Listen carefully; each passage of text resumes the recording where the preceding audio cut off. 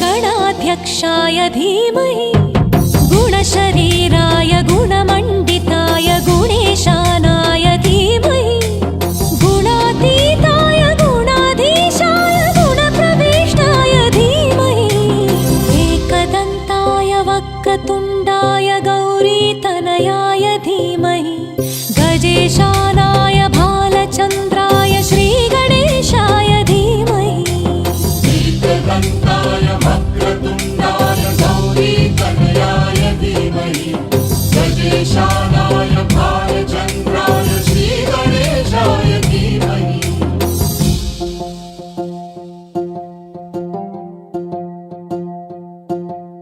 गानचतुराय गानप्राणाय गानान्तरात्मने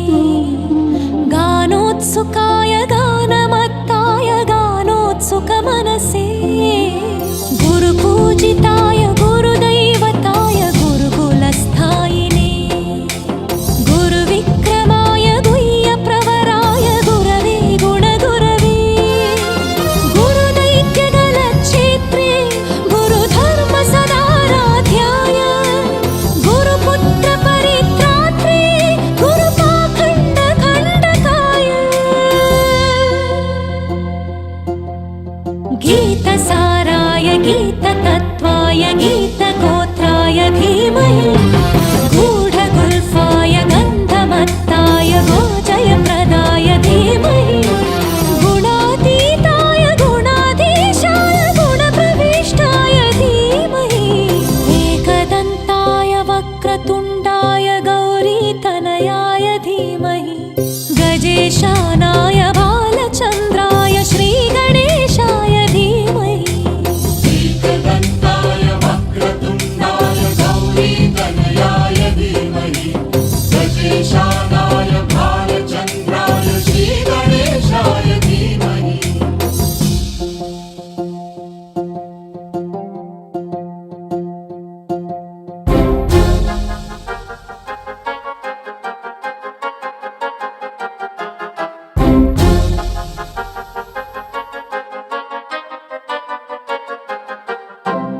सर्वराजाय गन्धाय सर्वगानश्रवणप्रणयिने गाढानुरागाय ग्रन्थाय गीताय ग्रन्थार्थतत्त्वविदे गुणवते गणपतये ग्रन्थगीताय ग्रन्थगेयाय ग्रन्थान्तरात्मने गीतलीनाय गीताश्रयाय गीतवाद्यपटवे गेयचरिताय गायकवराय गन्धर्वप्रियकृते गायकाधीनविग्रहाय गङ्गाजलप्रणयवते गौरीस्तनन्दनाय गौरीहृदयनन्दनाय गौरभानुसुताय गौरीगणेश्वराय गौरीप्रणयाय गौरीप्रवणाय गौरभावाय धीमहि गोसहस्राय गोवर्धनाय गोपगोपाय धीमहि गुणातीताय गुणाधीशाय गुणप्रविष्टाय धीमहि एकदन्ताय वक्रतुण्डाय गौरीतनयाय धीमहि गजेशानाय भालचन्द्राय श्रीगणेशाय धीमहि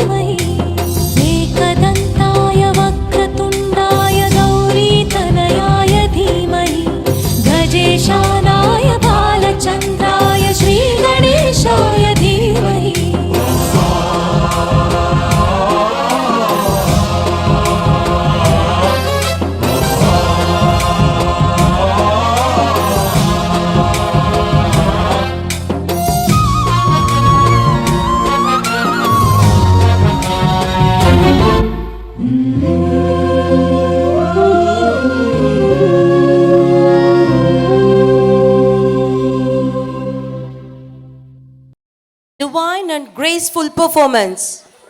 May Lord Ganesha bless each and every one of us with wisdom and happiness. Let's give them another round of big applause.